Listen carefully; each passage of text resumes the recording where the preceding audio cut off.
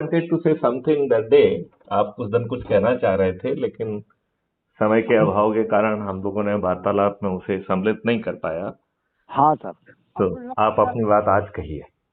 हमारा उद्देश्य ये है आज अब हम आपसे थोड़ा चाहेंगे, केवल 5 मिनट लेते हैं, ज़्यादा नहीं लेंगे क्योंकि फील्ड में बैठे हैं सर। हाँ हाँ। तो 5 मिनट थोड़ी बात ये कह रहे हैं कि इतना संगठन होने के बावजूद किसान संगठन लगभग 240 का रजिस्ट्रेशन है सर, ठीक है, लेकिन हमारा देखो किसान संगठन इसलिए खराब है क्योंकि उसमें स्वार्थी और मठाधीश घुस गए हैं। हाँ, जो अपनी बापौती चाहते हैं, किसानों का भला कम चाहते हैं, चाहते ही नहीं है, ये मान के तो अच्छा, दूसरी बात ये है कि किसानों को सही ट्रैक पे लाना पड़ेगा। देखिए, तो मेरा ये कहना है कि किसान सब गलत काम कर रहे हैं। देखिए, जैसे मैं आपको बताऊं, पहली बात, वो जो है केमिकल फर्टिलाइजर और पेस्टिसाइड डाल रहे हैं, जिससे जमीनें बंजर हो रही हैं। हमारे फूड चेन में विषाक्त हो गया है, जिससे कैंसर हो रहा है, राइट। हमारे किसान जो है वो हर चीज में हार्मोनल इंजेक्शन लगा रहे हैं। तो चाहे गाय हो, चाहे भैंस हो, चाहे बकरियां हो, चाहे फल हो, चाहे मुर्गियां हो, चाहे सब्जियां हो, सब में जो है बेशर्मी से हम इंजेक्शन लगा रहे हैं, हार्मोनल इंजेक्शन, जिससे कि कैंसर होता है। हाँ, राइट सर, राइट। अब जो है हम 16 करोड़ लीटर दूध पैदा कर रहे हैं और 64 करोड़ लीटर दूध जो है हम बेच रहे हैं।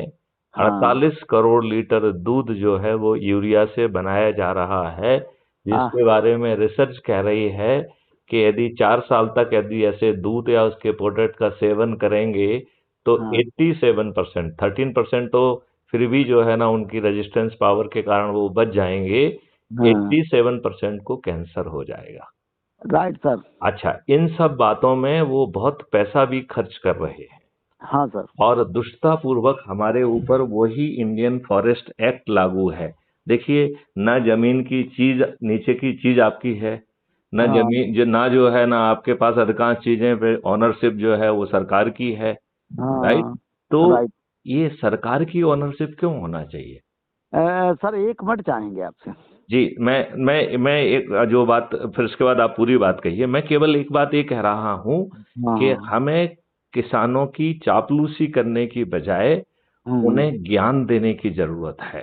बिल्कुल। हम जो है बिना 5 पैसे खर्च किए जमीन को उपजाऊ भी बना सकते हैं और आज की तुलना में ज्यादा फसल ले सकते हैं।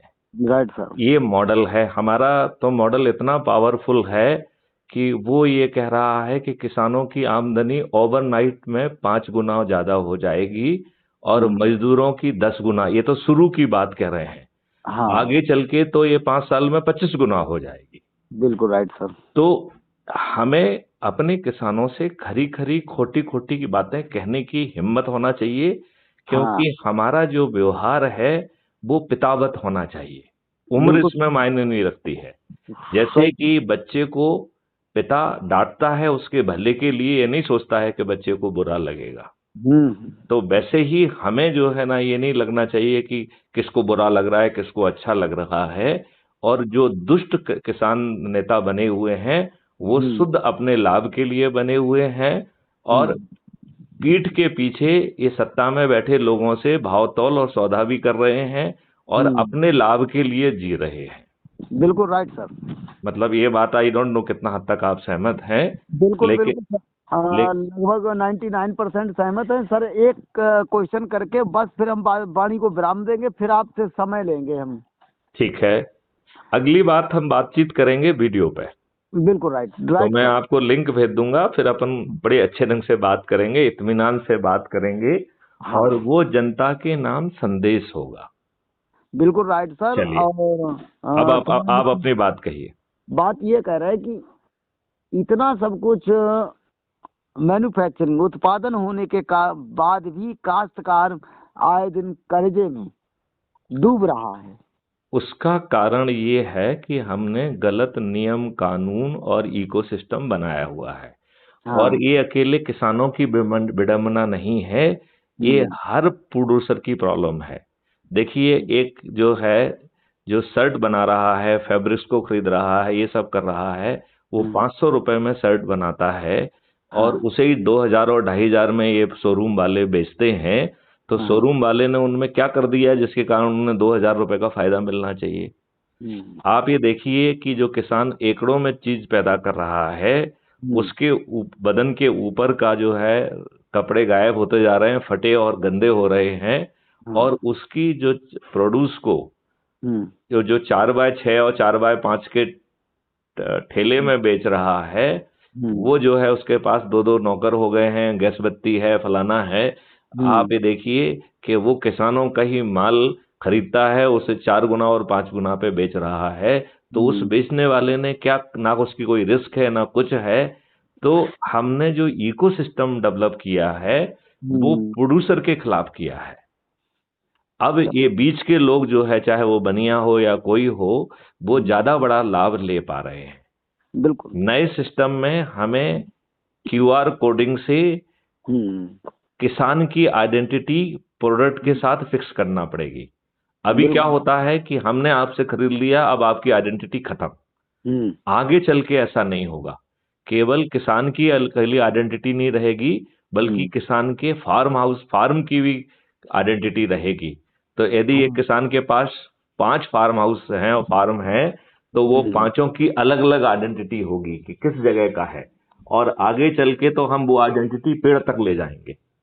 तो ये जो है मैंगो जो है ना, फल जो आप खा रहे हैं, ये इस पर्टिकुलर पेड़ का है।